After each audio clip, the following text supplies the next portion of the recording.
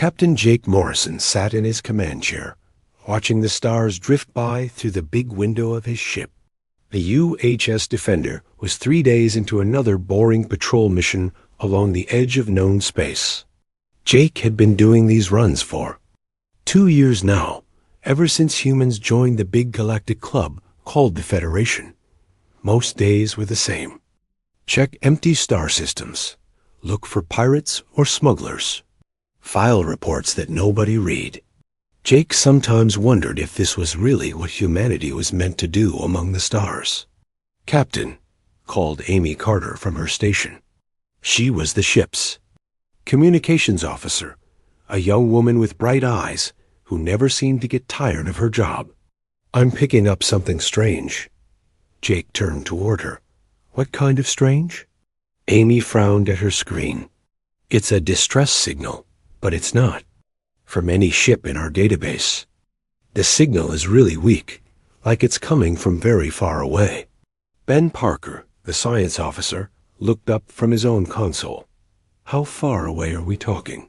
"Maybe 3 star systems over. The signal keeps cutting in and out." Amy played the message through the bridge speakers. What came out was nothing like the usual distress calls they heard. Instead of clear words, there were strange sounds that almost sounded like singing, mixed with clicking noises. The signal would get stronger, then fade away, then come back again. "That doesn't sound like any Federation language I know," Jake said. He had studied most of the common alien languages when he became a captain. Ben was already running the signal through his computers. The computer can't match it to anything in our files. This might be from a species we've never met before. Jake felt a spark of interest for the first time in weeks. Where exactly is it coming from? Amy worked at her station for a few minutes. "The signal is coming from a system called..." "Well, it doesn't have a name in our charts. Just a number. System 847B. It's about 2 days away if we push the engines." "What do we know about that system?" Jake asked Ben. Ben pulled up the star charts. "Not much. 1 star. Several planets. The Federation marked it as low priority for exploration. No valuable resources, no strategic importance." Jake stared at the display showing the distant system. Federation rules said they should report unknown signals to headquarters and wait for orders. That usually took weeks or months. By then, whoever was sending the distress call might be dead. "Amy, can you clean up that signal any more?" Jake asked. She worked for several minutes, adjusting dials and filters. Slowly, the strange sounds became clearer. Even though they couldn't understand the words, the tone was unmistakable. These beings were afraid. They were desperate. "Captain," Ben said quietly, "I'm reading something else in the signal. There are what look like numbers, mathematical sequences." "What kind of numbers?" "Time measurements. If I'm reading this right, they're counting down to something, and the numbers are getting smaller." Jake felt a chill run down his spine. "How much time?" Ben double-checked his calculations. "Based on the pattern, maybe 18 months. Whatever they're counting down to, it's going to happen in less than 2 years." The bridge fell silent, except for the hum of the ship's engines. Jake looked around at his crew. Amy was young and eager, always ready for adventure. Ben was careful and smart, the kind of person who thought through every problem. Both of them were looking at him, waiting for his decision. "Sir," Amy said softly, "Federation protocol says we should report this and wait for orders." "I know what protocol says," Jake replied. He thought about all the reports he had filed over the past 2 years. Most of them disappeared into the huge Federation bureaucracy and were never heard from again. Jake made his choice. "Set course for System 847B maximum speed." "Sir?" Ben looked surprised. "Are you sure? This could get us in trouble." "Maybe," Jake said, "but someone out there is asking for help, and it sounds like they're running out of time." The UHS Defender changed course, leaving behind the safe, boring patrol route. As they traveled through hyperspace toward the unknown system, Amy continued working on the signal. Bit by bit, she was able to understand more of it. "Captain, I think I've figured out part of the message," she said on the second day of their journey. "What does it say?" Amy's voice was sad. "They're asking for help. Over and over. They say their world is dying, and they don't know what to do." When they finally arrived at System 847b, what they found was beautiful and terrible at the same time. The star was bigger and brighter than Earth's sun, but Ben's instruments showed it was unstable. Solar flares shot out from its surface like angry fingers. The third planet was covered in blue-green oceans. From space, it looked like a paradise. But Ben's readings told a different story. "Captain, that star is aging much faster than it should. In about 18 months, it's going to explode." "What about the planet?" "It's inhabited. I'm reading cities under the water. Millions of life forms." Jake stared at the beautiful world that was doomed to die. "Take us in closer. Let's see if we can talk to them." As the Defender moved toward the ocean planet, they received a new signal. This one was stronger, and Amy had learned enough to translate some of it. "Captain, they're welcoming us. They say they are the Zalani. They've been calling for help for over 2 years, but no one has answered." "No one?" They mentioned the Federation and something called the Krillian Empire, but everyone told them no. Jake felt anger building in his chest. Here was an entire civilization about to die, and nobody in the galaxy cared enough to help them. "Amy, send a message back. Tell them we're humans, and we want to help." The response came back quickly. Even through the translation, Jake could hear the hope in their voices. Hope that maybe, finally, someone would care. But as Jake looked at the dying star and the millions of beings living beneath those beautiful oceans, he realized that wanting to help and being able to help were two very different things. The real challenge was just beginning. Jake Morrison stood in the clean white hallway outside the Human Colonial Council chambers, his dress uniform feeling too tight around his neck. He had been back on Earth for 3 days, and every meeting had been the same. Polite smiles, careful words, and absolutely no promises of help for the Zalani. "Captain Morrison?" A young aide approached him. "President Rodriguez will see you now." Jake followed the aide into the president's office. Lisa Rodriguez sat behind a large desk, reading reports on her tablet. She was a small woman with gray hair and sharp eyes that missed nothing. Next to her stood Chris Hamilton, the defense secretary, a tall man who looked like he had never smiled in his life. "Captain Morrison," President Rodriguez said without looking up, "I've read your report about these Zalani. Interesting situation." "Yes, ma'am. They need our help." Chris Hamilton stepped forward. "Captain, you went against direct orders." "You?" "We're supposed to report unknown contacts, not make first contact yourself." "Sir, they were dying. Their sun is going to explode in less than 18 months.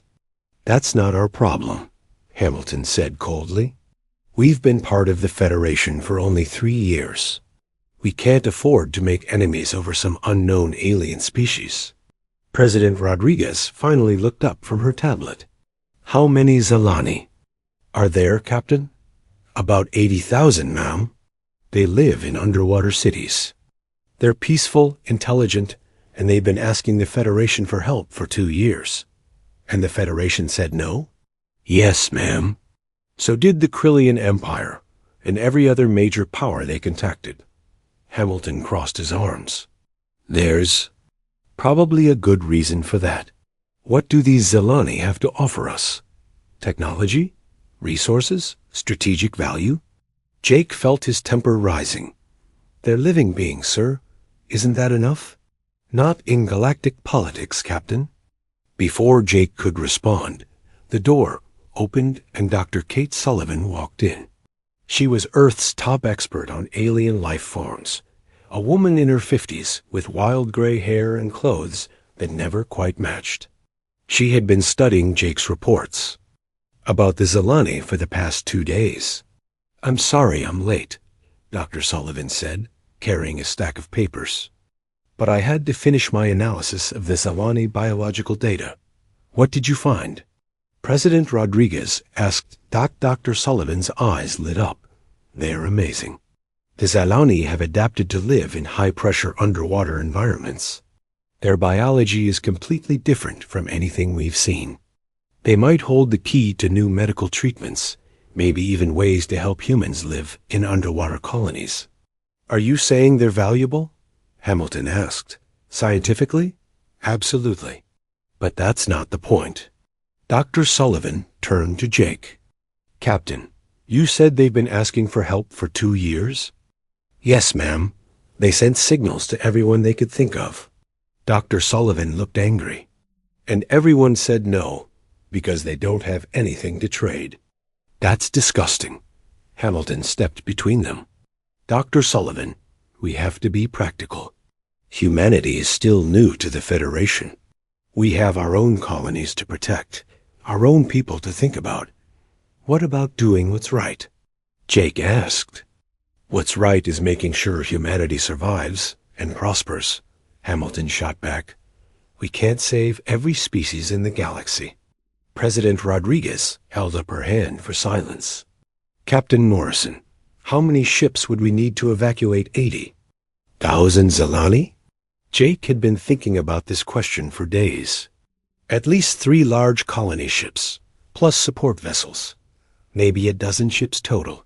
"That's a significant commitment," Hamilton said.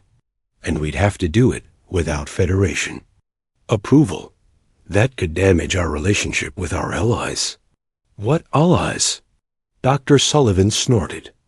"The same ones who are letting an entire species die?" The room fell quiet. Jake could see President Rodriguez thinking, weighing options in her mind. Finally, she spoke. "I need to discuss this with the full council. Captain Morrison, you're dismissed. Dr. Sullivan, please stay." Jake saluted and left the office, his heart sinking. He had expected this, but it still hurt. In the hallway, he met Admiral Tom Bradley, the head of Colonial Fleet Command. Bradley was an old spacer with gray hair and scars on his hands from his years as a ship engineer. "Jake, how did it go?" "About as well as expected, sir. They're worried about politics." Bradley nodded. "Walk with me." They walked through the halls of the government building, past paintings of Earth's early space missions and the first human colonies. Bradley was quiet for a long time. "Jake, let me tell you how the Federation really works," Bradley finally said. "It's not about friendship or cooperation. It's about what you can give and what you can take." "What do you mean?" "Every species in the Federation has to prove they're worth keeping around. The Arcturians have the best weapons technology. The Centauri Alliance controls the main trade routes. The Krillians have the biggest military. What about us? We're new. We're tough fighters, and we're good at solving problems. But we're still proving ourselves." Bradley stopped walking and turned to face Jake. "The other powers are watching. U.S. If we waste resources on a species that has nothing to offer, they'll see us as weak. So we just let the Zalani die?" Bradley was quiet for a moment. "I didn't say that." Before Jake could ask what he meant, his communicator buzzed. It was Amy Carter, calling from the Defender. "Captain, you need to see this. There's a journalist here who wants to talk to you." 20 minutes later, Jake was back at the spaceport, meeting with Ryan Webb. Webb was a young man with messy brown hair and clothes that looked like he had slept in them. He worked for the Independent News Network, one of the few media companies that wasn't controlled by the government. "Captain Morrison, I've been researching the Zalani situation," Webb said as they sat in the ship's meeting room. "And I found something interesting." "What's that?" Webb pulled out his tablet and showed Jake a list of names. These are 12 other species that have asked the Federation for help in the past 50 years. Species facing extinction, natural. Disasters, plague. Want to guess how many got help? Jake looked at the list. Each entry showed a species name, their problem, and the Federation's response. Every single response was the same. Request denied due to insufficient strategic value. None of them, Jake said quietly. None of them, Webb confirmed. 12 entire civilizations, gone. And nobody talks about it because it's not good for business. Amy Carter had been listening from the doorway. That's horrible. It's normal, Webb said bitterly. The Federation only helps species that can. Help them back. Everyone else gets forgotten. Jake stared at the list of dead civilizations. Why are you telling me this? Because I think you're going to try to help the Zelani anyway. And when you do, I want to tell that story.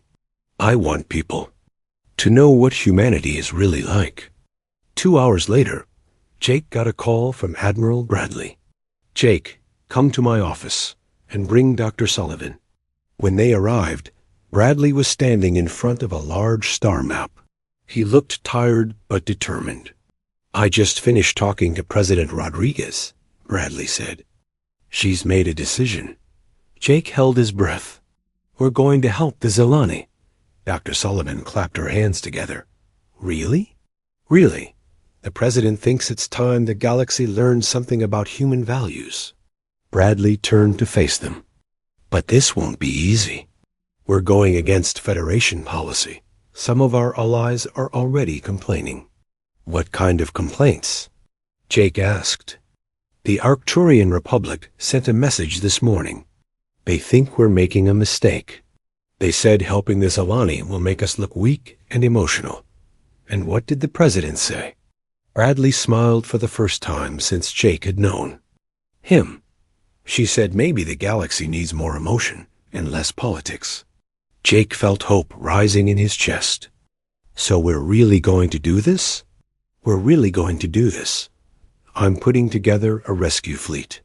3 colony ships, support vessels, and enough firepower to protect them. Bradley's expression grew serious. But Jake, this is dangerous.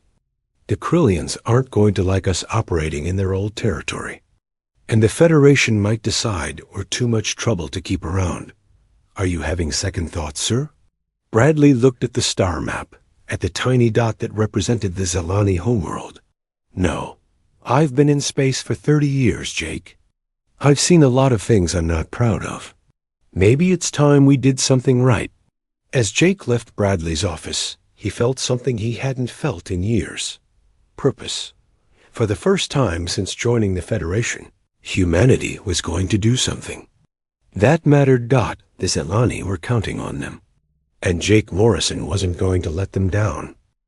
The human rescue fleet hung in space like a collection of metal islands, each ship buzzing with activity.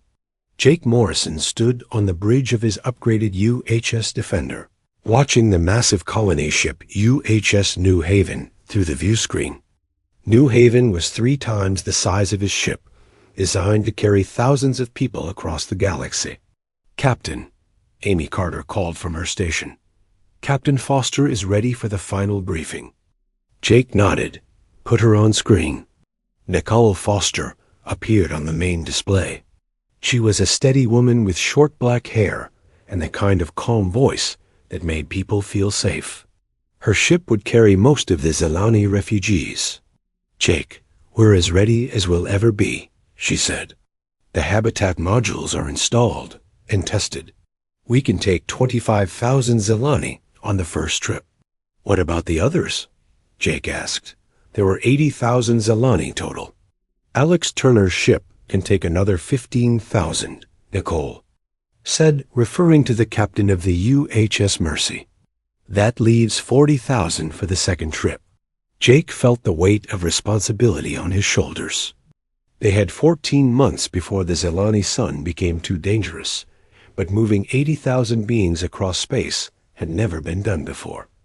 Dr. Sullivan, how are the life support systems? Kate Sullivan looked up from her tablet, her wild hair even messier than usual. The underwater habitat pods are working perfectly. We tested them with water samples from the Zalani homeworld. The creatures should be comfortable during transport. What about long-term housing? Jake asked. That's where it gets interesting, Dr. Sullivan said with excitement. The Zalani have agreed to help us terraform New Pacifica. It's a water world in human space, but the oceans are too salty for most life. The Zalani know how to fix that. Before Jake could respond, Lieutenant Ben Parker interrupted from the science station. Captain, we're getting a message from the Zalani homeworld. Put it through. The voice that came through the speakers was strange, like singing mixed with clicking sounds. But after weeks of work, Amy had programmed the computers to translate it. Human friends, the voice said, this is Counselor Vexai. We are grateful for your arrival, but we must warn you. Krillian ships have been detected at the edge of our system. Jake's blood ran cold. The Krillians were the military powerhouse of this region of space. If they decided to interfere with the rescue, things could get very bad very quickly. How many ships? Jake asked. Our sensors show 6 vessels. They arrived 2 days ago, but have not approached our world. Jake looked around his bridge. Amy was worried. Ben was running calculations, and his weapons officer, Lieutenant Paul Anderson, was already checking the ship's defenses. Captain Foster, did you copy that? Copy, Jake. What's the plan? Jake thought quickly. We continue with the rescue. Maybe the Krillians are just watching. But Jake's hope was short-lived. An hour later, as the human ships approached the Zalani homeworld's space, around them filled with new contacts. The 6 Krillian ships had become 12, and they were moving to surround the human fleet. Incoming message, Amy reported. It's from the Krillian flagship. On screen, the alien that appeared on the display was tall and thin, with gray skin and cold yellow eyes. Jake had seen Krillians before, but this one wore the dark uniform of their military elite. I am War Commander Thexmore of the Krillian Empire, the alien said in perfect English. You are trespassing in our territory. War Commander, this system was abandoned by your empire years ago. Jake replied. We're here on a humanitarian mission. Humanitarian? Thexmore repeated, like the word tasted bad. You humans and your emotions. This system was our protectorate. The creatures below were our responsibility. Then why didn't you help them? Thexmore's expression didn't change. Because they are worthless. They have no technology, no resources, no military value. We saw no reason to waste resources on them. Jake felt anger building in his chest. So you're just going to let them die? Their death is unfortunate but inevitable. What is not acceptable is humans interfering in Krillian space. This isn't Krillian space anymore. Everything in this region belongs to the Empire, including these creatures. Jake realized what was happening. The Krillians didn't want the Zalani, but they couldn't let humans save them either. It would make the Empire look weak. War Commander, we're not leaving without the Zalani. Then you will not leave at all. The transmission ended.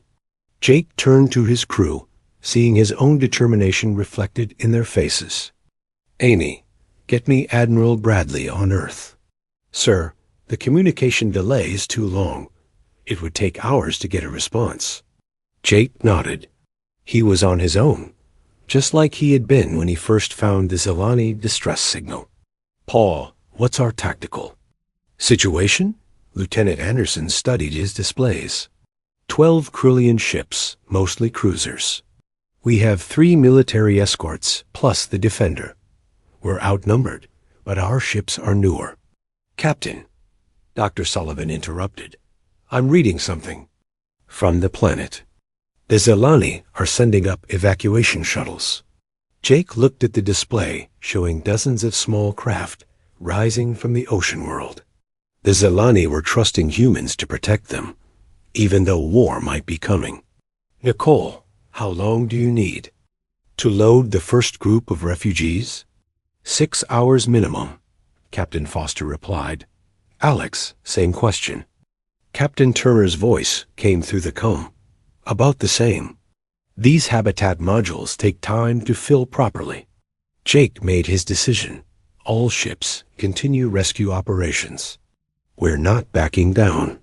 For the next 3 hours, in strange dance played out in space. The Krillian ships moved closer, testing human resolve. The human ships continued their rescue work, refusing to be intimidated. And all the while, thousands of Zilani evacuees were loaded onto the colony ships. Then everything changed at once. Captain, Ben Parker shouted, the star is flaring. Solar radiation is spiking. On the view screen, Jake could see the Zilani sun throwing off massive streams of energy. The beautiful blue-green planet below was about to be hit by a wave of deadly radiation. How long do we have? Jake asked. The radiation will reach the planet in 4 hours. Any Zilani still in the water will die. Jake looked at the rescue progress. They had loaded 40,000 Zilani, but 40,000 more were still waiting. On the planet's surface. War Commander Vexmore is calling, Amy reported, on screen. The Krillian commander appeared again, but this time he looked different. Less certain. Human captain, our sensors also detect the solar flare. You cannot save all the creatures in time. We're going to try. It is impossible. You should save who you can and leave. Jake stared at the alien commander. Would you leave? Your people behind? Vexmore was quiet for a long moment. My people would die with honor rather than flee. The Zilani aren't soldiers. They're families, children, scientists and artists and teachers. Jake leaned forward. Help us save them. Why would we help you? Because it's the right thing to do. Another long silence. Then, to Jake's amazement, Vexmore spoke again. You have 2 more shuttles available. We will not interfere with your rescue. It wasn't much, but it was something. Jake turned back to his crew. Amy, coordinate with the Zilani. Tell them to send up everyone they can. Ben, monitor that solar flare. Paul, be ready for anything. The next 4 hours were chaos. Human and Zilani shuttles raced back and forth between the ships and the planet. Dr. Sullivan worked with her. Teamed to pack the habitat modules beyond their design limits. Captain Foster and Captain Turner pushed their ship's life support systems to the breaking point. And through it all, the Krillian ships watched, but did not interfere. With 30 minutes left before the radiation hit, Jake got the call he had been hoping for. Captain Morrison, came the translated voice of Counselor Vex High. All Zilani are now aboard your vessels. Our world is empty. Jake felt relief flood through him. They had done it. All 80,000 Zilani were safe. War Commander Vexmore is calling again, Amy said. The Krillian appeared on screen one more time. His expression was unreadable. Human. Captain, you have accomplished something I did not think possible. Thank you for not stopping us. Perhaps, Vexmore said slowly, the Empire has something to learn from human stubbornness. As the human fleet prepared to leave, Jake watched the Zilani homeworld through the view screen. The solar radiation was already hitting the atmosphere, turning the beautiful blue oceans into boiling steam. An entire world was dying, but its people lived on. Captain, Amy said softly, Counselor Vex High wants to speak with you. The elderly Zilani's voice came through the speakers, full of emotion that the translator couldn't quite capture. Captain Morrison, we do not have words in our language for what you have done. You came to us when no one else would. You risked everything to save people you had never met. Jake thought about all the species that had been abandoned by the Federation, all the civilizations that had died while others looked away. Counselor, We couldn't let you face this alone. The galaxy is a dark place, human friend. But today, you have brought light to it. As the rescue fleet jumped to hyperspace, carrying the Zelani toward their new home, Jake realized that everything had changed. Humanity had taken a stand. They had chosen compassion over politics, courage over safety. And somewhere in the vast darkness of space, other voices were crying out for help. Jake smiled grimly. Humanity was listening. The hyperspace journey to New Pacifica should have been peaceful, but Jake Morrison couldn't shake the feeling that something was wrong. The Zelani refugees were safe aboard the colony ships, but the rescue had been too easy. In Jake's experience, things that seemed too good to be true usually were. His answer came 3 days into the journey. "Captain, I'm picking up pursuit signatures," Lieutenant Ben Parker reported from his science station. 6 ships, Krillian design, following our hyperspace trail. Jake's stomach dropped. "Are you sure?" "Positive. They're about 2 hours behind us." Amy Carter looked up from her communications console. "Sir, I'm getting a priority message from Admiral Bradley on Earth. Put it through." Admiral Bradley's voice filled the bridge, but there was static in the transmission. "Jake, the political situation has gone bad. The Krillian Empire has filed a formal complaint with the Federation. They're claiming you stole their property." "Their property?" Jake couldn't hide his anger. "They abandoned the Zelani years ago." "No, but they're saying the Zelani were still under their protection. The Federation Council is demanding we return the refugees and apologize. That's not going to happen. Jake, listen to me. War Commander Thexmore has been replaced. The new commander, Warlord Kekstar, is a hardliner. He's been ordered to bring the Zelani back, by force if necessary." A transmission crackled and went dead. Jake stared at the silent speaker, his mind racing. The Krillians weren't just following them. They were hunting them. "Captain," Amy said quietly, "should I warn the other ships?" "Do it. Full alert status." Within minutes, the entire rescue fleet was preparing for battle. But Jake knew they were in trouble. The colony ships were huge and slow, packed with refugees. If the Krillians caught them in hyperspace, it would be a massacre. "Ben, how long?" "Until we reach New Pacifica? 18 hours at current speed." "And the Krillians? They'll catch us in 4 hours." Jake closed his eyes and thought. Then he opened them and made a decision that would haunt him for the rest of his life. "Amy, get me Captain Foster." Nicole Foster appeared on the screen, her face tight with worry. "Jake, we've got 80,000 refugees on board. We can't fight." "I know. That's why you're going to continue to New Pacifica." "What do you mean?" "The Defender and the escort ships are going to drop out of hyperspace and delay the Krillians. You keep going." "Jake, that's suicide.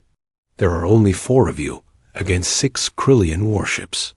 "Maybe, but it's the only way to save the Zelani." Before Foster could argue, Jake cut the connection and turned to his crew. "You heard the plan. Anyone who wants to transfer to the colony ships has 5 minutes.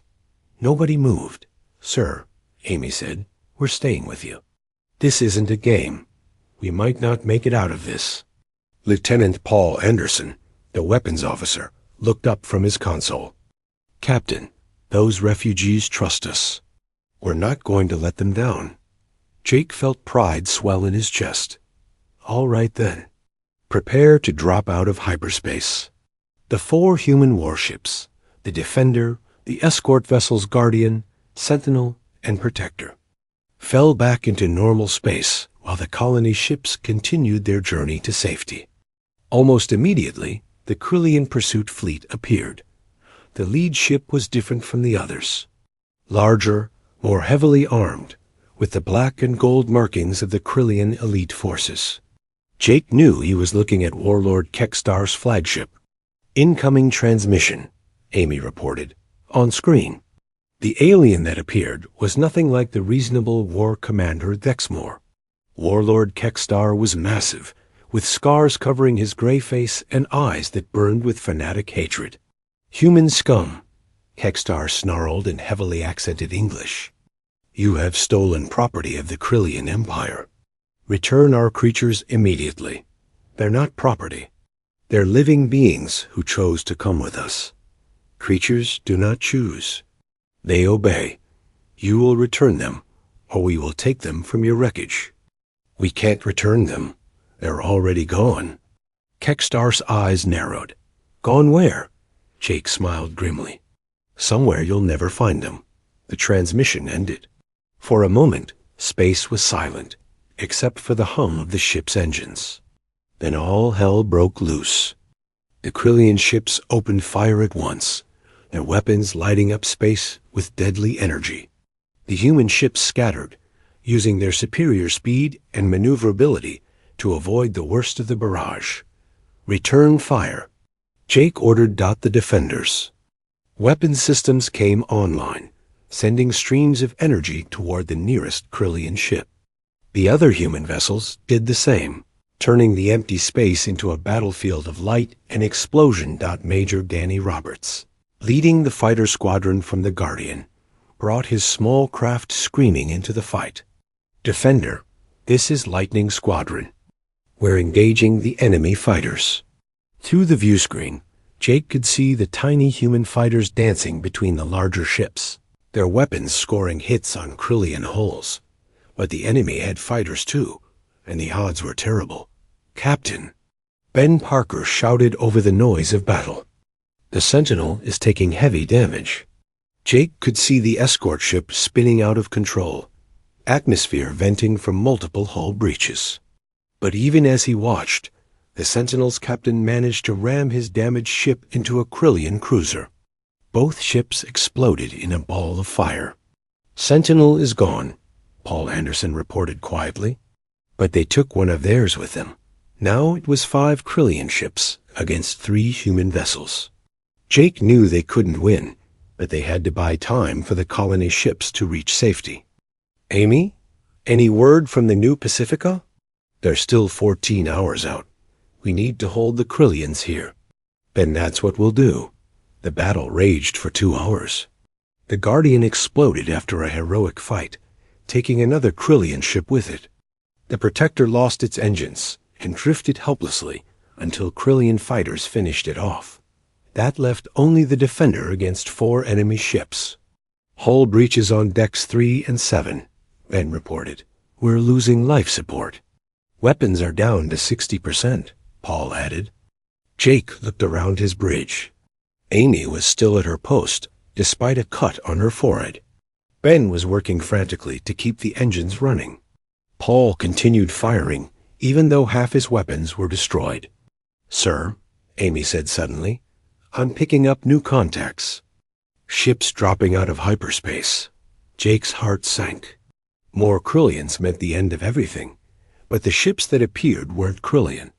"Captain," Amy said with wonder in her voice, "it's Admiral Bradley. He brought the 5th Fleet." 12. Human battleships materialized around the Defender, their weapons already charging. At their head was the massive dreadnought UHS Horizon, Admiral Bradley's flagship. "This is Admiral Bradley to all Krillian vessels," came the Admiral's voice over the radio. "You are ordered to withdraw immediately." Warlord Kekstar appeared on screen again, his scarred face twisted with rage. "Human Admiral, you dare threaten the Krillian Empire?" "I'm not threatening anyone," Bradley replied calmly. "I'm stating facts. You attacked human ships in neutral space. That's an act of war. We were retrieving stolen property. You were attacking refugees under human protection. There's a difference." Jake watched as the 2 fleets faced each other across the darkness of space. 12 human ships against 4 Krillian vessels. The odds had shifted, but Jake knew that if fighting started again, it could spark a war between 2 major powers. "Admiral," Jake said over a private channel, "the colony ships are safe. Maybe we should let the Krillians go." Negative, Captain. It's time the galaxy learned that humanity protects its own, and the Zalani are ours now. For long minutes, nobody moved. Then Warlord Kekstar spoke again. This is not over, humans. The Empire remembers its enemies. So do we, Admiral Bradley replied. The Krillian ships turned and jumped to hyperspace, leaving the humans alone among the stars. Jake slumped in his command chair, exhausted and grieving for the crews of the Guardian, Sentinel, and Protector. Captain, Amy said softly, we're getting a message from the colony ships. They've reached New Pacifica safely. Jake nodded. They had won. The Zalani were safe. But the cost had been high, and Jake knew this was just the beginning. Over the next few days, as the damaged Defender limped toward New Pacifica, Jake learned what had happened back on Earth. Ryan Webb, the journalist, had broadcast the story of the Zalani rescue across the galaxy. The images of human ships fighting impossible odds to protect refugees had spread to every world in the Federation. Public opinion was shifting. Species that had been abandoned by the Federation were speaking out. Protest movements were starting on a dozen worlds. The comfortable system of galactic politics was beginning to crack. When Jake finally reached New Pacifica, he found something beautiful. The Zalani had already begun adapting to their new home, working with human engineers to build underwater cities in the planet's vast oceans. Children of both species played together in the shallows while their parents planned for the future. Counselor Vexhai met Jake at the orbital station, the old Zalani leader moving gracefully in a water-filled environmental suit. Captain Morrison. Vexhai said through the translator, we have heard of the battle. We know that humans died protecting us. They died protecting what's right, Jake replied. In our culture, there is no greater honor than to give one's life for others. These humans will be remembered in our songs for 1,000 generations. Dr. Kate Sullivan appeared beside them, her hair even wilder than usual, and her clothes soaked with seaweed. 6 months after the rescue, Jake Morrison stood on the floating platform in the middle of New Pacifica's largest ocean, watching something that would have seemed impossible a year ago. Human children and young Zalani were playing together in the crystal-clear water, their laughter echoing across the waves. The colony had grown beyond everyone's expectations.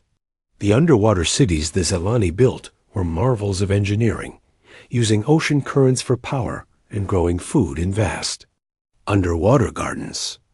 The humans learned quickly, and soon their own underwater habitats dotted the ocean floor. It's beautiful, isn't it? Dr. Kate Sullivan said, joining Jake on the platform. Her wild hair was now streaked with gray, but her eyes sparkled with excitement. More than beautiful, Jake replied. It's proof that different species can work together. The Zalani have taught us so much. Their knowledge of ocean farming could solve food shortages on dozens of human worlds. Jake nodded. The Zalani hadn't just survived, they were thriving, and helping others thrive too.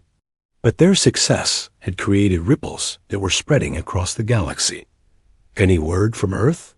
Jake asked. Dr. Sullivan's expression grew serious.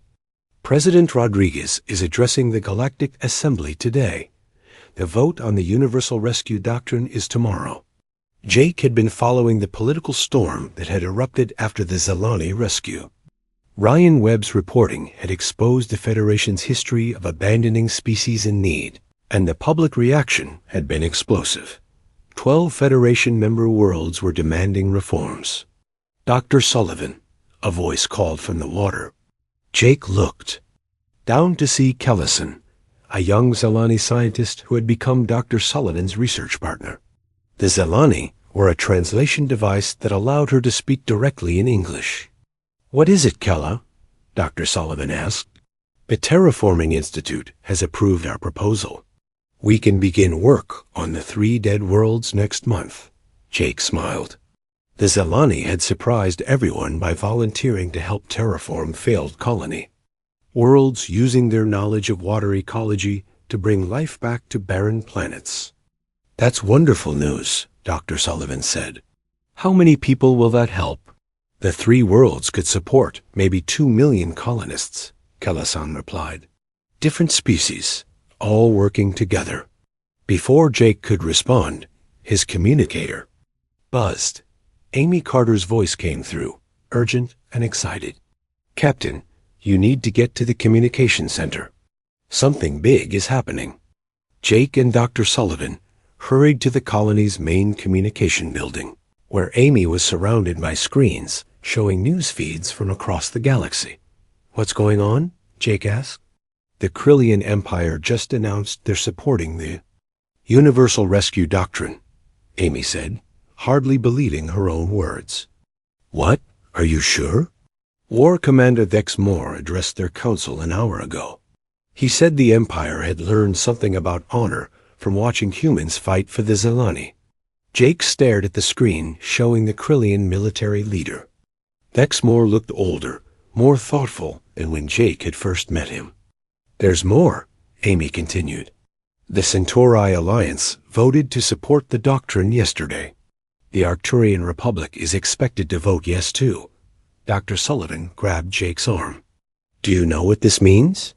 If the doctrine passes, the Federation will be required to help any species facing extinction. No more abandoned civilizations, Jake said quietly. Another screen lit up with an incoming transmission. Admiral Bradley appeared, calling from Earth. Jake, are you watching this? The assembly is in chaos. Half the delegates are arguing, the other half are celebrating. What about the vote, sir? It's going to be close. President Rodriguez is making the final speech now. You should watch this. The main screen switched to show the Federation Assembly, a vast chamber filled with delegates from hundreds of different worlds. At the center podium stood President Rodriguez, looking small but determined. Members of the Federation, she began. 6 months ago, humanity discovered a species called the Zelani. They were facing extinction, and they had been asking for help for 2 years. Every major power in the galaxy had said no. The chamber was completely silent. We chose to help them anyway. Not because they had something to offer us. Not because it was profitable. But because it was right.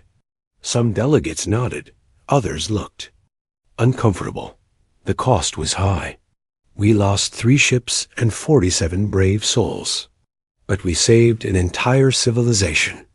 And in doing so, we learned something important about ourselves and about this Federation.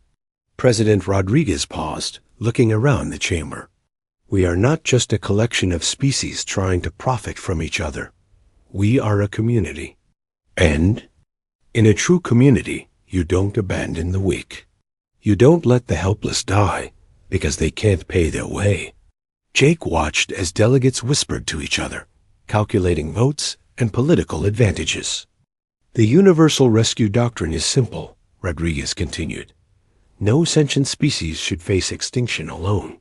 If they ask for help, we help them. Not because of what they can give us, but because of who we choose to be. When the president finished speaking, the chamber erupted in discussion. Jake could see delegates arguing, making deals, changing their minds. Then the vote began. For 3 hours, Jake and his team watched as species after species cast their votes. The numbers were close, closer than anyone had expected.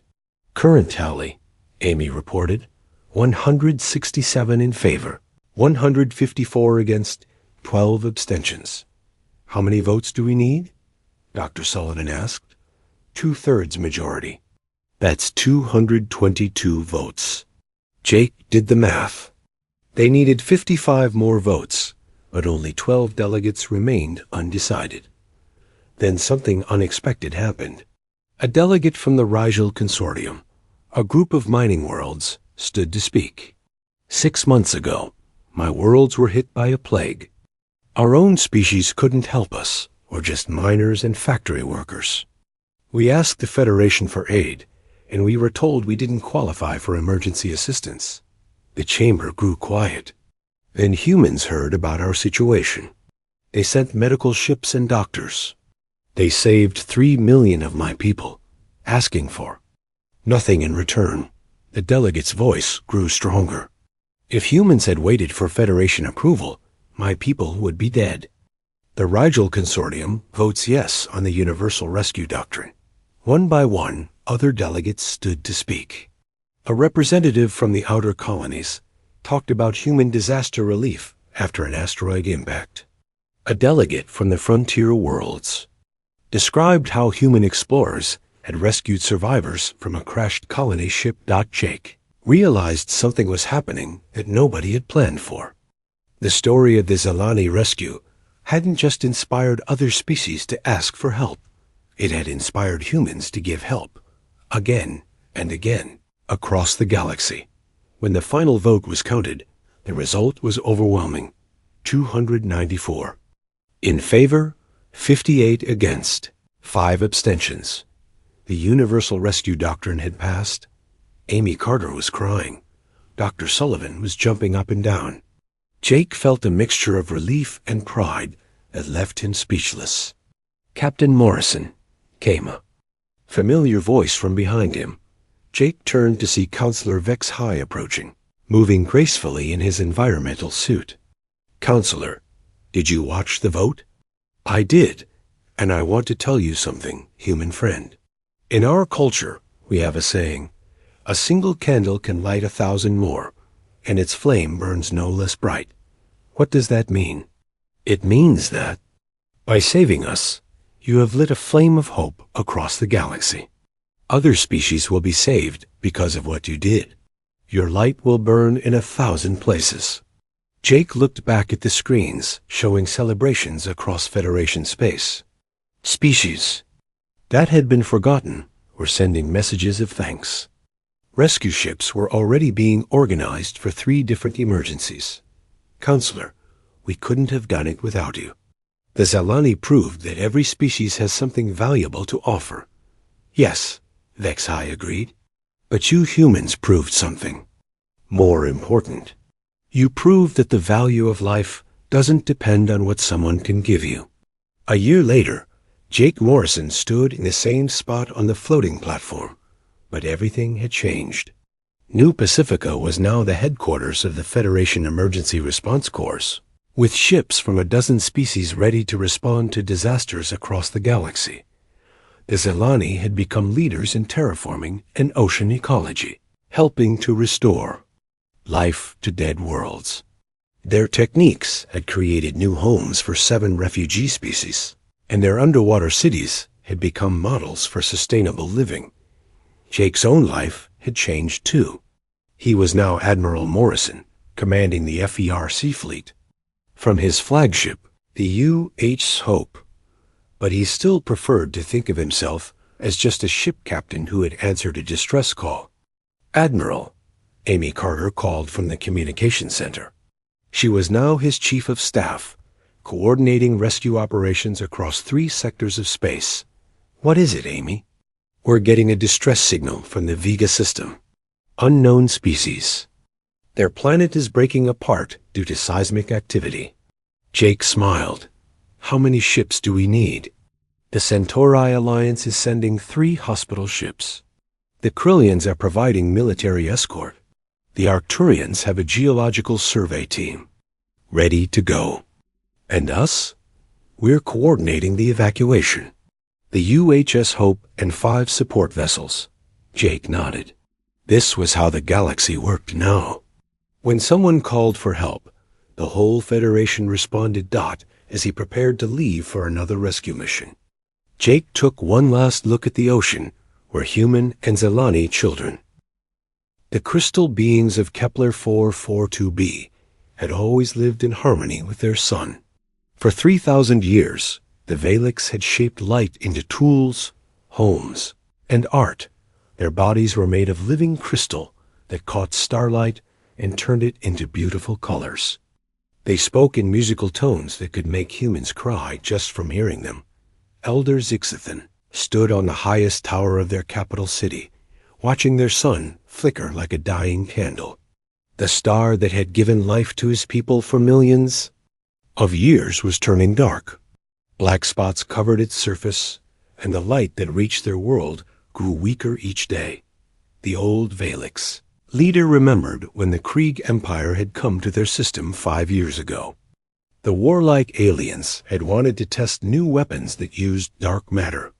They said the tests were safe, that nothing would happen to the Valix sun. They were wrong. Now the star was poisoned.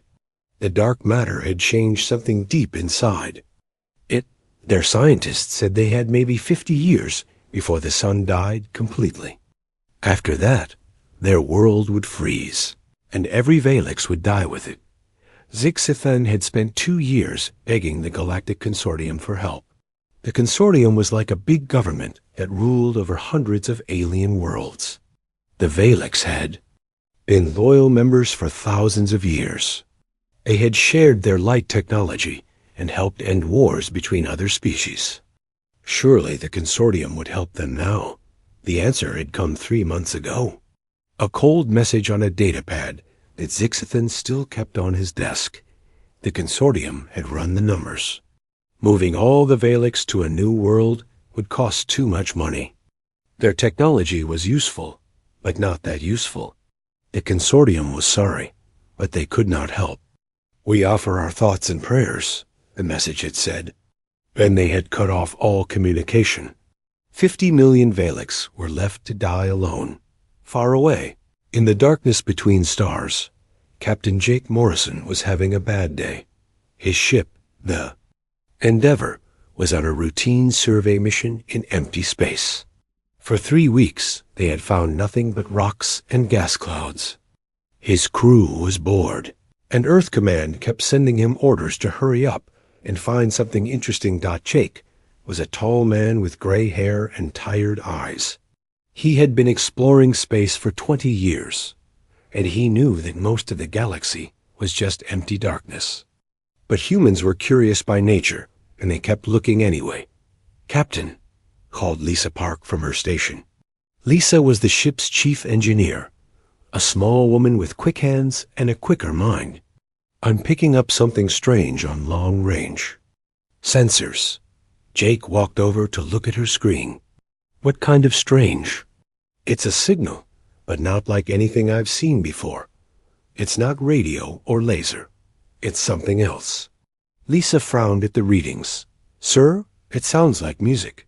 Dr. Ben Carter looked up from his research station. Ben was the ship's expert on alien life, a quiet man who loved puzzles. "Music? That's impossible. We're in the middle of nowhere." "Play it," Jake said. Lisa pressed a button, and the bridge filled with the most beautiful sound any of them had ever heard. It was like a chorus of angels mixed with wind chimes and ocean waves. The music seemed to reach inside their hearts and touch something deep and sad. Jake felt tears on his cheeks and wiped them away quickly. Around the bridge, his crew stood frozen, listening to the impossible song that came from empty space. "Where is it coming from?" Jake asked when the music stopped. Lisa checked her instruments with shaking hands. "The Kepler 442 system, about 6 light years from here." "That system isn't on any of our charts," Ben said. "But if someone is broadcasting that signal, they might need help." Jake thought about his orders. Earth Command wanted him to survey gas clouds and asteroid fields. They had not told him to investigate alien music, but something about that song made him feel like he had to know more. "Set course for Kepler 442. He ordered. "Best speed." "Sir," Lisa said carefully, "that's not part of our mission." Jake looked at his crew. These were good people who trusted him to make the right choices. The music had touched all of them the same way. Something was calling to them across the darkness, and it sounded like pain. "Sometimes you have to do what feels right, not what you're told to do," Jake said. "That signal is a cry for help. We're going to answer it." The Endeavor turned toward the distant star system and jumped into faster-than-light travel. Behind them, the empty darkness closed in again. Ahead of them waited a dying world and a species that had given up hope. When they arrived at Kepler 442b 3 days later, Jake understood why the music had sounded so sad. The planet was beautiful beyond words, covered in crystal cities that caught the sunlight and threw it back in rainbows. But the sun above was dying, covered in dark spots that ate the light. "My God," Ben whispered as they watched the planet turn below them. "There's a whole civilization down there." The music started again, stronger now. It was coming from the planet, broadcast into space like a final song before the end. Jake realized they were hearing the death cry of an entire species. "Open a channel," he ordered. "Let's see if we can talk to them." The first contact between humans and Valix happened over that sad, beautiful music. Elder Zixithan's voice came through their translator, speaking in careful English that he had learned from old consortium files. "Unknown ship, the alien leader. Sighed, you have come to a dying world. We are the Valix, and our sun fails. Soon we will be gone, and our song will end forever." Jake felt his heart break a little. "This is Captain Morrison of the human ship Endeavor. We heard your signal. We came to help." There was a long silence. Then Zixithan spoke again, and Jake could hear the surprise in his voice. "Help? But you are not consortium. You are human." "Yes, the new species from the Outer Rim? That's right. And we don't abandon people who need help." Another pause. When Zixithan spoke again, his voice was full of something the Valix had not felt in months. Hope. The message from Captain Morrison hit Earth like a thunderbolt. In the Global Council building in New Geneva, President Katie Wells read the report 3 times before she believed it. An entire alien species was going to die, and the galaxy was. Just going to let it happen. Katie was a former teacher who had become president because people trusted her to do the right thing. She had gray hair and kind eyes, but she was tougher than she looked. Right now, she was angry. 50 million people, she said to the room full of advisors. 50 million beings with families and children and dreams, and the consortium just wrote them off like a bad investment. Admiral Roy Stone nodded grimly. Roy was the head of Earth's Space Defense Force, a big man with scars from the border wars. He had seen too much death in his life, and he did not want to see more. "It's worse than that, Madam President," Roy said. According to Morrison's report, the Valix have been helping other species for thousands of years. They've prevented wars, shared technology, and never asked for anything in return. Now, when they need help, everyone turns their back. Foreign Minister Carlos Webb shifted in his chair. Carlos was a thin, nervous man who worried about politics more than people. "We have to be careful here. We're still new to galactic society. If we interfere with consortium policy, they might cut us off completely. No trade, no technology sharing, no diplomatic relations." "So what?" Katie asked. "We let an entire species die because we're afraid of making the other aliens angry?" "It's not that simple," Carlos said. "We have to think about humanity's future in the galaxy. We can't help the Valix if we're isolated and alone." Dr. Amy Chun spoke up from the back of the room. Amy was Earth's best terraforming expert, a small woman with big ideas and dirt under her fingernails from working on Mars. "Actually, we might be able to help them. I've been studying the data Morrison sent back." Katie turned to her. "What do you mean?" Amy stood up and activated a wall screen. It showed star maps and planetary data that made Carlos look sick. "The Valix need specific conditions to survive. Certain light frequencies, particular minerals in the soil, and a stable sun. But if we can find the right planet and modify it, we could relocate their entire population. That would cost billions." Carlos protested. "Maybe trillions, and take decades." "No," Amy said with a smile. "It would take 18 months, and cost about the same as building a new space station. The Valix technology is incredibly advanced. If we help them, they can help us make it work. Admiral Stone leaned forward. What kind of numbers are we talking? About? Ships, personnel, resources? Amy pulled up more screens.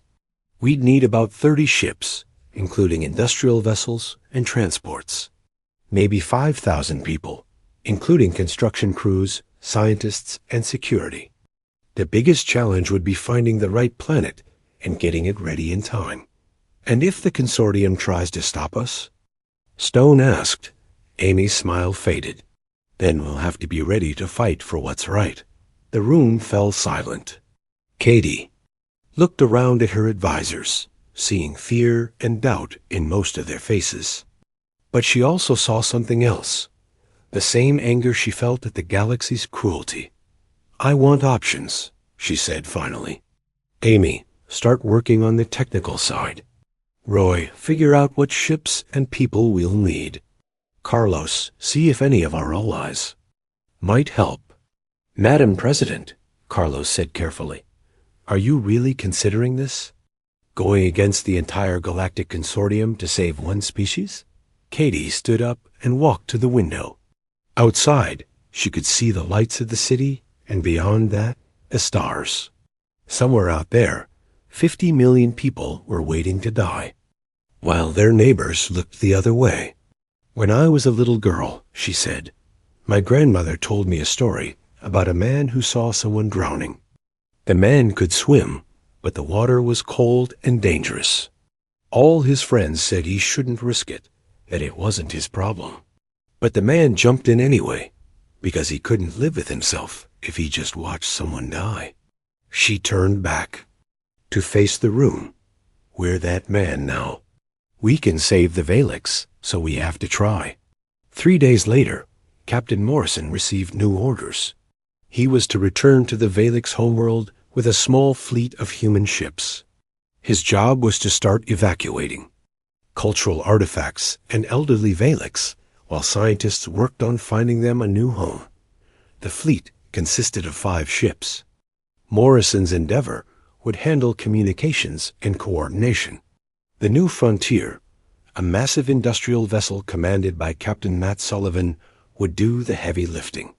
3 smaller ships would provide security and transport. Matt Sullivan was a former construction worker who had become a ship captain because he liked building things in space. He was a big, cheerful man who could make friends with anyone. When he saw the Valix homeworld for the first time, he whistled low. That's the prettiest planet I've ever seen, he told Morrison over the radio. Looks like someone built it out of jewels and sunlight, but the beauty was fading. Even in the few days since Morrison's first visit, the sun had grown dimmer. The crystal cities that had sparkled like diamonds now looked gray and tired. Elder Zixithin met them at the orbital station, along with a younger Valix named Veltara. Veltara was different from the older Valix. Her crystal body pulsed with inner fire, and her voice carried notes of hope instead of just sadness. We did not believe you would return, Zixithin said through the translator. Many of us thought it was a dream. We don't abandon friends, Morrison said simply. We're here to help you save your people and your culture. Veltara stepped forward. She was learning English quickly, and her accent was musical. What do you want in return? The consortium always wanted something from us. Morrison looked surprised. We don't want anything except to see you safe. That's what friends do for each other. For a moment, no one spoke. Then Zixithin made a sound that the translator couldn't convert, a harmony of notes that meant wonder and gratitude and disbelief all at once. You are very different from the other species we have known, the old Valix said. Perhaps that is why you came when no one else would. The work began immediately. The New Frontier's crew started loading Valix art and historical records, while scientists studied how to keep the crystal beings alive during transport. Dr. Ben Carter worked closely with Valix scientists, Learning about their biology and culture. What he discovered amazed him. The Valix weren't just advanced. They were incredible. Their Harmony technology could revolutionize human space travel and communication. Their understanding of light and energy was thousands of years ahead of human science.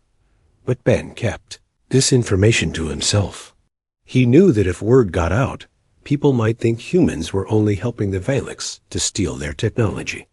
The truth was simpler. They were helping because it was the right thing to do. Meanwhile, on a planet called Kepler 186f, Dr. Amy Chun was performing miracles. The world was in the right zone around its star to support life, but it needed massive changes to become a home for the Valix. Working with engineer Pete Johnson and a crew of volunteers, Amy installed huge light generators that could produce the specific frequencies the Valix needed. They built atmospheric processors to create the right air mixture and seeded the oceans with minerals from the Valix homeworld. This is the biggest terraforming project in human history, Pete told his crew as they worked around the clock. We're not just building a new world, we're saving a civilization. But the galaxy was not going to let humanity succeed without a fight. The consortium declared the rescue operation illegal and threatened sanctions against Earth. Worse, the Krieg Empire sent warships to blockade the Valix system. Admiral Stone received the news while reviewing fleet deployments. How many ships are we talking about? 12 Krieg destroyers and a battlecruiser, his aide reported. They say they're protecting consortium interests. Stone rubbed his jaw. The Space Defense Force was good, but they were outnumbered and far from home. If shooting started, a lot of good people were going to die. Send word to all our ships in the area, he ordered. Full battle readiness. And get me President Wells on the secure line. Katie took the call in her private office, where she had been reading reports from the rescue operation. The Valix were already starting to hope again, their music becoming less sad and more grateful. She couldn't let that hope die. Roy, what are our options? Limited, the Admiral said honestly. We can fight, but we'll probably lose. Or we can back down and let the Valix die. Katie closed her eyes and thought about her grandmother's story. A man who had jumped into the cold water to save a stranger. There's a third option, she said. We tell the whole galaxy what's really happening. Here, let everyone see what the consortium is willing to do to maintain their precious order. A propaganda war? A truth war. Sometimes that's the most powerful weapon of all. As the Krieg ships moved into position around the Valix homeworld, humanity prepared for its greatest test. They had promised to save the Valix, but could they keep that promise when the whole galaxy was against them? The answer would come soon enough. Commander Sarah Lopez gripped the arms of her captain's chair as the Krieg warships moved closer. Her destroyer, the Defiance, was fast and well-armed, but she was facing 12 enemy ships with only 2 other human vessels for backup. Sarah was a career military officer who had fought pirates in the asteroid belt and hostile aliens on the frontier. She had never backed down from a fight, and she wasn't going to start now, but she also wasn't stupid. The Krieg ships were bigger and carried more weapons. Status report, she ordered. Lieutenant Tom Radley checked his sensors. Krieg fleet is maintaining distance, but blocking all exit routes. They're not shooting yet, but their weapons are powered up. What about our evacuation ships? The New Frontier is still loading Valix refugees. Captain Sullivan says he needs at least 6 more hours to get everyone aboard safely. Sarah nodded grimly. 6 hours was a long time when you were surrounded by hostile aliens who wanted to start shooting. She opened a channel to the Krieg flagship. Krieg vessels, this is Commander Lopez of the human ship Defiance. You are interfering with the humanitarian rescue operation. Please withdraw. The reply came in the harsh, arcing language of the Krieg Empire. The translator made it sound even more threatening. Human ship, you are violating consortium law.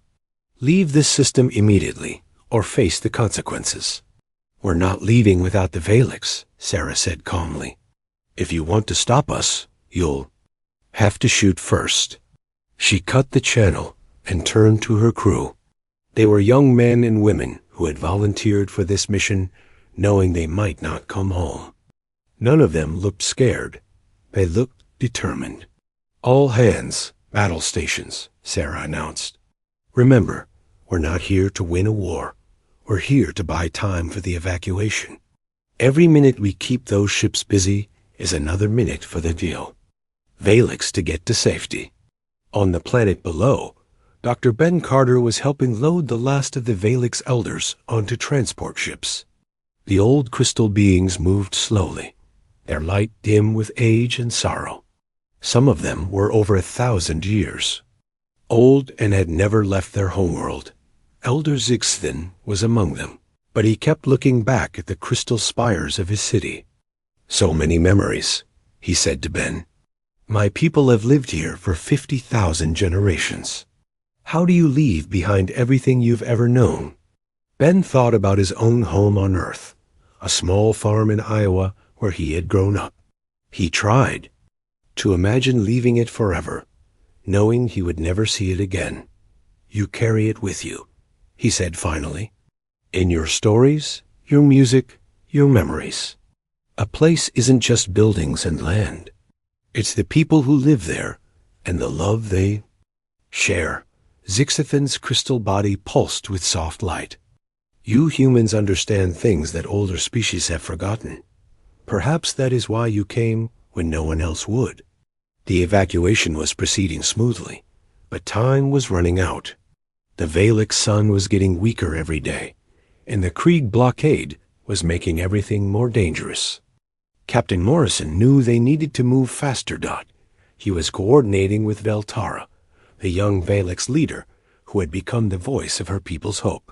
She was working tirelessly to organize the refugee convoys and keep everyone calm. How many more trips will we need? Morrison asked. Veltara consulted her crystal tablet, which showed information in patterns of light. At current rate, perhaps 20 more journeys. But our sun grows weak. I fear we may not have time. Morrison was about to reply when alarms started blaring. Lieutenant Lisa Park's voice came over the intercom from the bridge. Captain, we've got incoming Krieg fighters. They're targeting our transport ships. Morrison ran to the bridge, with Veltara close behind.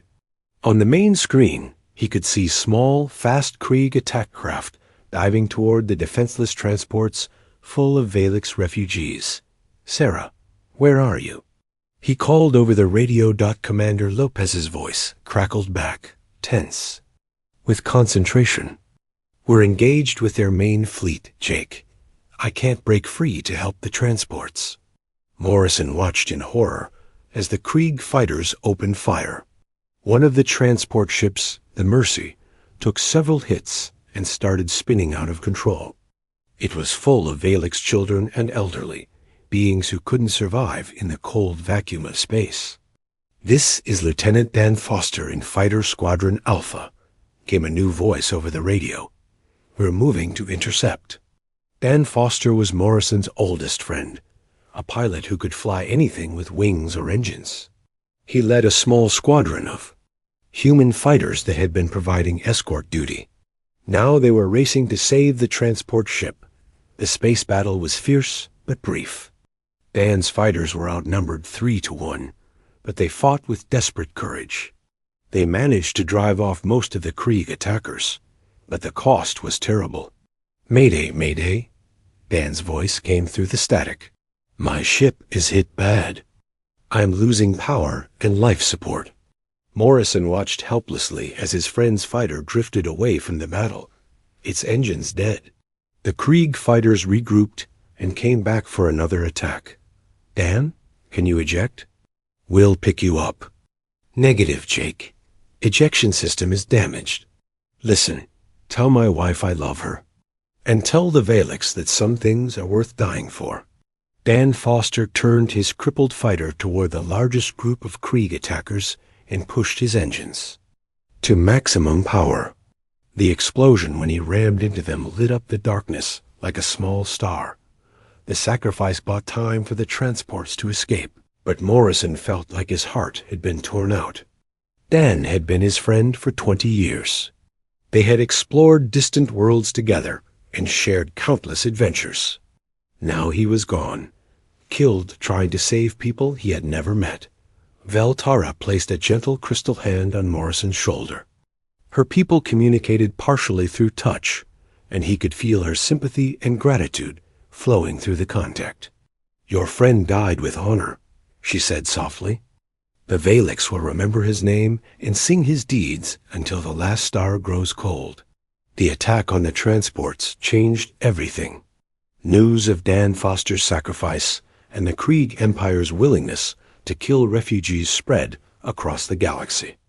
Like wildfire, public opinion, which had been divided, began to shift strongly in favor of the Valix rescue. On Earth, President Katie Wells called an emergency session of the Global Council. The representatives gathered in the Great Chamber, their faces grim with the weight of what had happened. "Ladies and gentlemen," Katie said, her voice carrying clearly through the room, "Lieutenant Dan Foster died yesterday saving alien children from military attack. He died because he believed that innocent lives matter more than politics. The question before us now is simple. Do we agree with him?" The debate was short but intense. Some representatives argued that humanity was taking too big a risk, that they should negotiate with the consortium instead of fighting them. Others said that backing down now would dishonor Dan's sacrifice and abandon the Valix to certain death dot in the end. The vote was overwhelming. Earth would continue the rescue operation, no matter what the cost. Admiral Stone received word of the vote while planning his next move. The Krieg Empire had made a fatal mistake by attacking civilian ships. Now Stone had justification for a much stronger military response. "Send word to all fleet commands," he ordered. "Operation Guardian Angel is now active. Full mobilization of all available ships." Within hours, human warships began jumping into the Kepler system from across the galaxy. The force that assembled was the largest in human history, not for conquest or territory, but to save the lives of strangers. Fleet Admiral Grace Taylor commanded the task force from her flagship, the Constitution. Grace was a veteran of the colony wars who had earned her rank through skill and courage. She had never lost a battle, and she didn't intend to start now. "Krieg Fleet, this is Admiral Taylor of the Human Space Force. You have attacked civilian refugees and killed humanitarian workers. Withdraw immediately or face the consequences." The Krieg commander's reply was predictably arrogant. "Human fleet, you are outnumbered and far from home. Surrender now, and we will allow you to leave with your lives." Grace smiled coldly. The Krieg were good fighters, but they had never faced humans who were fighting for something they believed in. All ships, weapons free. Let's show them what happens when you pick on refugees. The battle for Kepler 442b began with a flash of laser fire that could be seen from the planet's surface. But this time, the humans were not outnumbered or outgunned. This time, they had come prepared to fight for what was right, on the planet. Below, Elder Zixithan and the remaining Valix watched the battle in the sky. Their crystal bodies glowed with complex patterns of light as they sang an ancient song of gratitude. They had been abandoned by the galaxy and forgotten by their neighbors.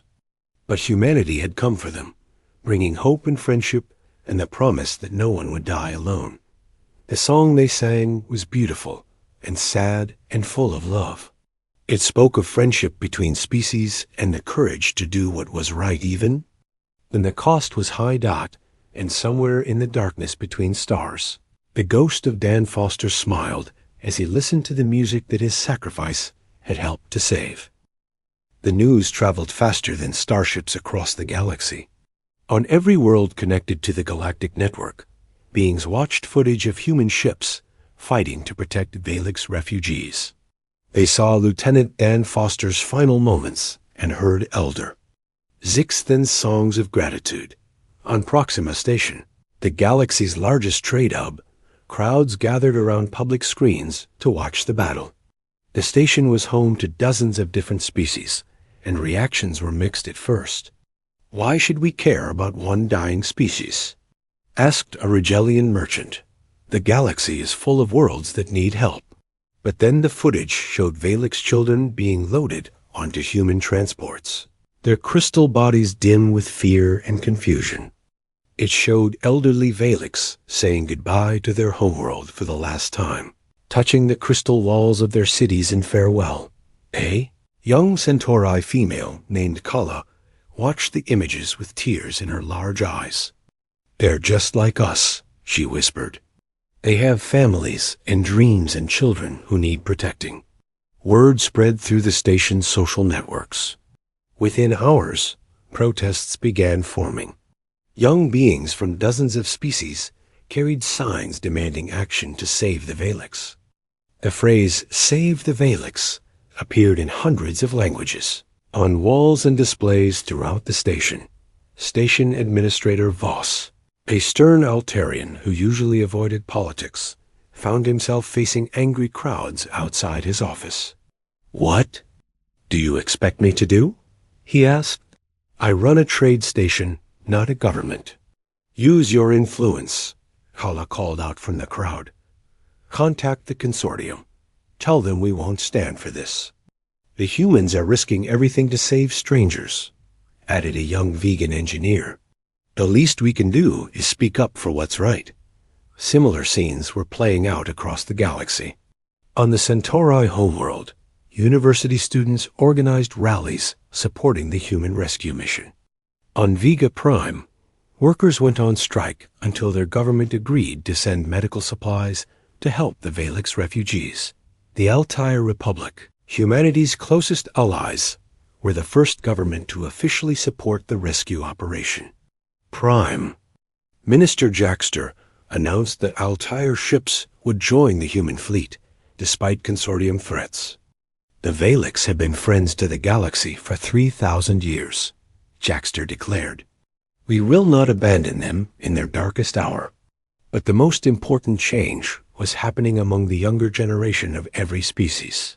They had grown up hearing stories of cooperation and unity, only to watch their governments abandon an entire civilization for economic reasons. On the vegan homeworld, a student named Velinix started a petition demanding that his government help the Valix. Within days, it had millions of signatures from young vegans who were ashamed of their leaders' inaction. "Our grandparents fought wars over territory and resources," Velinix said in a speech that was broadcast across the galaxy. "We were supposed to be better than that. We were supposed to care about more than just profit and politics." The old politicians tried to ignore the protests, but the young voices were getting louder. Social media networks that connected worlds light years apart were flooded with messages supporting the Valix and criticizing the consortium's cold calculations. Even on worlds that had no direct contact with humans, beings were talking about the rescue mission. The story had touched something deep in the galactic consciousness, the idea that some things were more important than laws and regulations. Meanwhile, in the Kepler system, the battle was going better than anyone had expected.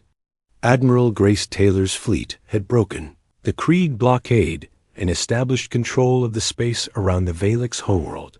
Commander Tony Richards, leading a squadron of heavy fighters, had managed to damage the Krieg flagship so badly that the entire enemy fleet was forced to retreat.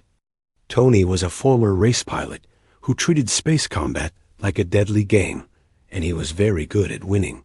"Krieg fleet is withdrawing to the outer system," he reported to Admiral Taylor.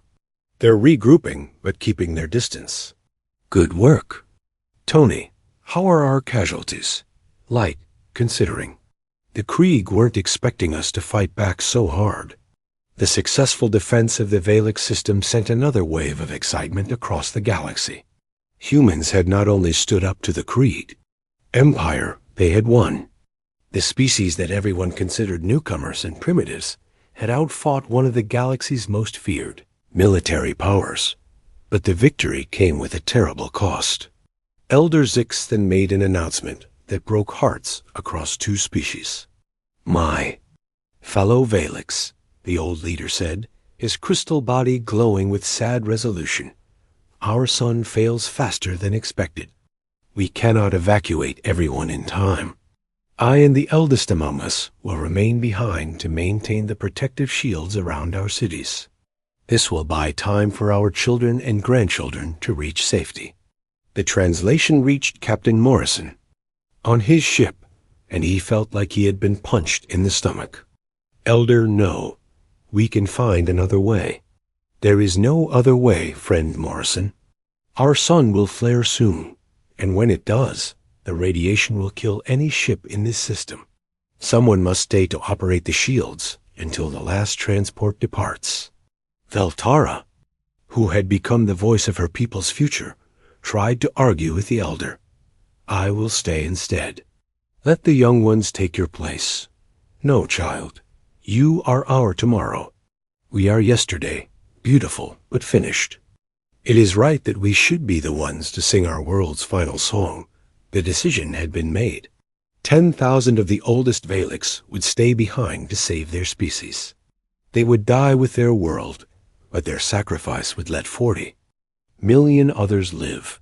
News of the elders' sacrifice reached Earth just as President Katie Wells was preparing for the most important speech of her career. She was going to address the entire galactic consortium, broadcast to every member world simultaneously. "Madam President," her aide said quietly, "you should know that Ambassador Chun just received word from the Rigel hegemony. They're threatening to cut all trade with Earth if we don't stop the rescue operation." Katie looked at the speech she had prepared, then crumpled it up and threw it in the trash. She sat down at her desk and began writing a new one by hand. An hour later, she stood before the cameras that would carry her words to hundreds of worlds. She looked tired but determined, like a teacher who was disappointed in her students, but hadn't given up on them yet.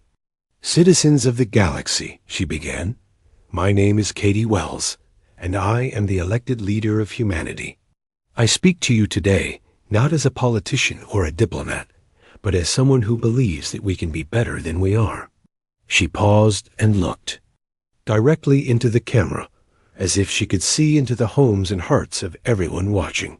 Right now, in the Kepler system, 10,000 elderly Valix are preparing to die so that their children might live. They are staying behind on a dying world, not because they want to, but because there is no other way to save their species. Katie's voice grew stronger as she continued. "These beings have spent 3,000 years helping others. They have prevented wars, shared their knowledge, and asked for nothing in return. Now, when they need help, most of the galaxy has turned away." She held up a datapad. "I have here the official consortium response to the Valix crisis. It says that saving them would cost too much money. It says their technology isn't valuable enough to justify the expense. It says we should let them die because it's not economically practical to save them." Katie set the datapad down and stepped closer to the camera. "I want you to think about that 50 million living, breathing, thinking beings with families and dreams and hopes for the future. And the galaxy's response is to check the budget and decide they're not worth the cost." Her voice rose with passion. "Well, humanity has a different answer. We say that every life has value. We say that compassion is not a business decision. We say that the strong have a duty to protect the weak, not because it's profitable, but because it's right." Katie walked across the room, her footsteps echoing in the silence. "Some of you will say that humans are naive, that we don't understand how the galaxy really works. That sentiment is a luxury we can't afford. She turned back to face the camera. But I've seen how the galaxy really works. I've seen a species abandoned to die while their neighbors count coins. I've seen young soldiers die protecting refugees while politicians debate the cost of compassion. And I've decided that if this is how the galaxy works, then the galaxy needs to change. The speech was being watched by billions of beings across hundreds of worlds. In government buildings and private homes, in schools and workplaces, people stopped what they were doing to listen to the human president, who was challenging everything they thought they knew about galactic civilization. Today, I am announcing the Terran Doctrine, Katie continued. From this day forward, humanity will not stand by while innocent beings suffer. We will not let economics determine who lives and who dies. We will not abandon our friends because it's inconvenient to help them. She paused, letting her words sink in. This is not a threat or a demand. This is simply who we are. Humanity will always choose compassion over convenience, courage over comfort. And we invite every being in the galaxy who shares these values to stand with us. The speech ended with Katie looking directly into the camera one last time. To the Valix people who are listening, know that you are not alone. To the elders who are staying behind, know that your sacrifice will. The final evacuation of Kepler 442b became the largest rescue operation in galactic history.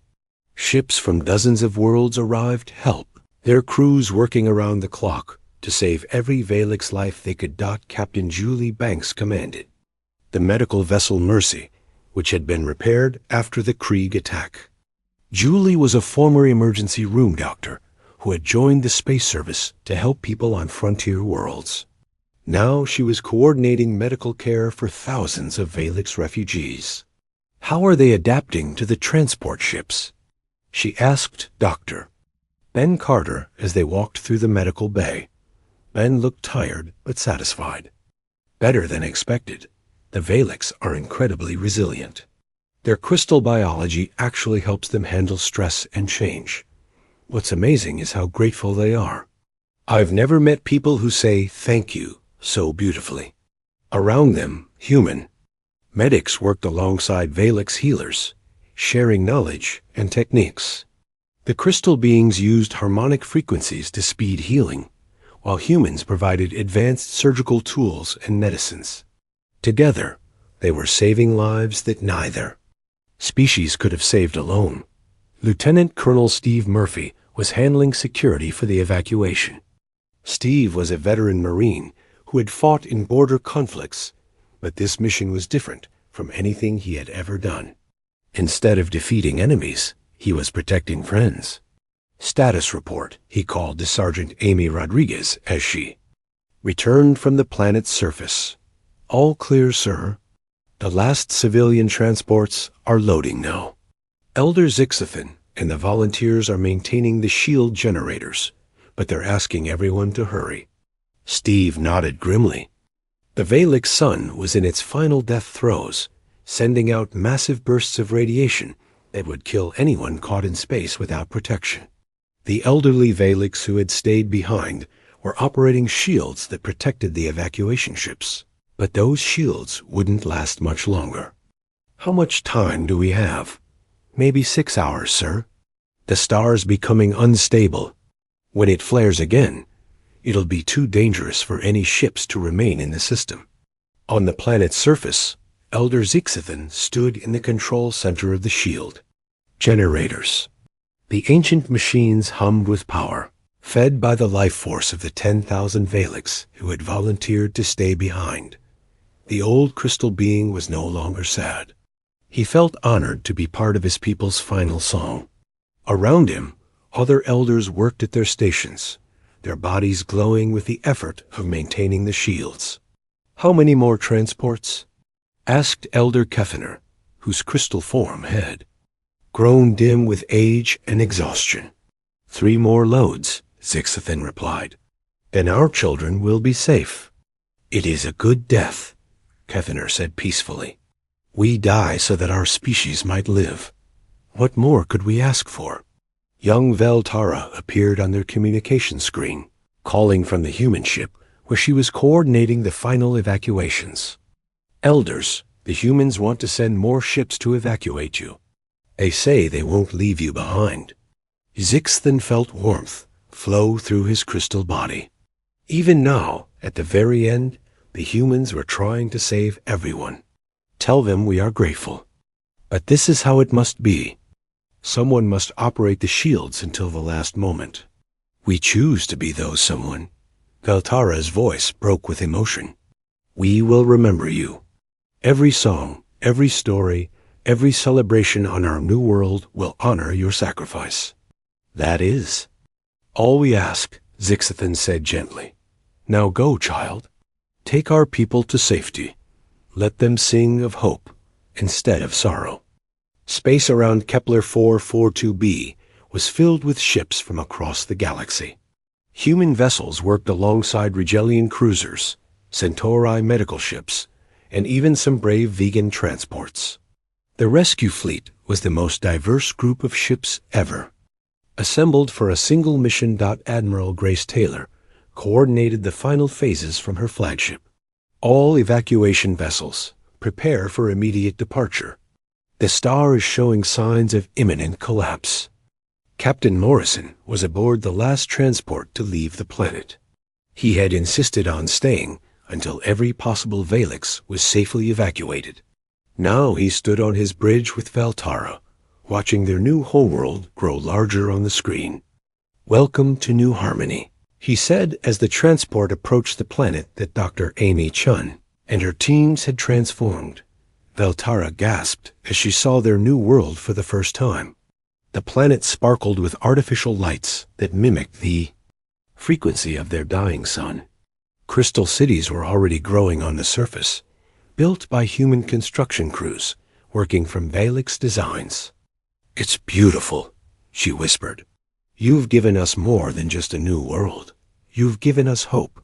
The landing was everything the evacuation had been, organized, efficient, and filled with kindness. Human volunteers helped elderly Valix off the transports, while Centauri medics provided care for anyone who needed it. Rigelian engineers worked with Valix technicians to set up power systems and communication networks. But even as the rescue fleet celebrated their success, everyone's thoughts were with the elders who had stayed behind. Long-range sensors showed. The Kepler system, where the dying star was building toward its final explosion. President Katie Wells stood in the Situation Room on Earth, surrounded by advisors and military officers who had been working around the clock to coordinate the rescue. How many did we save? 49,800,000 Valix are now safely on New Harmony, Admiral Stone reported. Less than 200,000 remain in the system, all volunteers who chose to stay. Katie felt pride and heartbreak warring in her chest. They had saved almost an entire species, but the cost was still terrible. 200,000 beings were about to die, and there was nothing anyone could do to stop it. They wanted to make one final broadcast, Stone added quietly, to thank the galaxy for saving their people. Put it through to all networks, Katie said. The whole galaxy should hear this. The signal came from the dying world, transmitted through the human communication relays. Elder Zixthan appeared on screens across hundreds of worlds, his crystal body dim but still beautiful. People of the galaxy, he said, his musical voice carried by translation software to every species. I am Zixthan, last elder of the Valix. I speak to you from our ancient homeworld as it prepares for its final rest. The old being paused, gathering strength for what might be his people's last words to the universe. For 3,000 years, my people lived in peace. We shared our light with the galaxy and tried to heal the wounds between species. When our son began to die, we thought our story was ending. His crystal form pulsed with gentle light. But we were wrong. Our story was not ending. It was beginning a new chapter. The humans came to us when we had lost hope. They risked their lives, and their future to save strangers they had never met. Around the galaxy, beings stopped what they were doing to listen to the ancient voice speaking from a dying world. They were not alone. Rigelians and Centauri, vegans and Eltarians, dozens of species joined them. Young people across the galaxy raised their voices and demanded justice. The universe remembered what it means to care. Zixthan looked directly into the camera, as if he could see every being who was watching. We who remain behind do not die in sadness. We die in joy, knowing that our children live and that the galaxy has remembered its heart. The humans taught us that hope is not lost as long as someone is willing to fight for what is right. The transmission began to break up as the stars. Radiation increased. But Zixthan's voice came through clearly one last time. To the humans who saved us, know that you have given the galaxy a gift greater than technology or knowledge. You have given us the reminder that we are all connected, all responsible for each other. That is the most precious gift of all. The signal ended as the Kepler star finally collapsed. The explosion was visible from dozens of nearby systems. A brief flash of light that marked the end of one world and the birth of something new. On New Harmony, millions of Valix sang together for the first time on their new world. Their song was sad for what they had lost, but also joyful for what they had found. They sang of friendship between species and courage in the face of overwhelming odds. 6 months later, at the Galactic Assembly on Proxima Station, President Katie Wells stood before representatives from hundreds of worlds. The great chamber was packed with delegates who had come to vote on the most important treaty in galactic history. The Valix Accords, Katie said, reading from the document that bore signatures from dozens of species, established the principle that advanced civilizations have a moral obligation to protect endangered peoples, regardless of economic considerations. Vote was overwhelming. World after world voiced their support for the treaty that made rescue operations like the Valix evacuation not just legal, but required. Admiral Kethvar, who had become an unexpected hero for defying orders to help the rescue, spoke for the Rigel hegemony. The humans showed us that strength without compassion is worthless. We vote yes. Even some of the most conservative species, shamed by public opinion and the example of human courage, supported the Accords. The treaty passed by the largest margin in consortium history. For the first time, the galaxy had a law that put moral duty above profit and politics. After the vote, Katie walked to the observation deck where she could see the stars. Captain Morrison found her there, looking out at the galaxy they had helped to change. Any regrets? He asked. Katie smiled, shook her head. My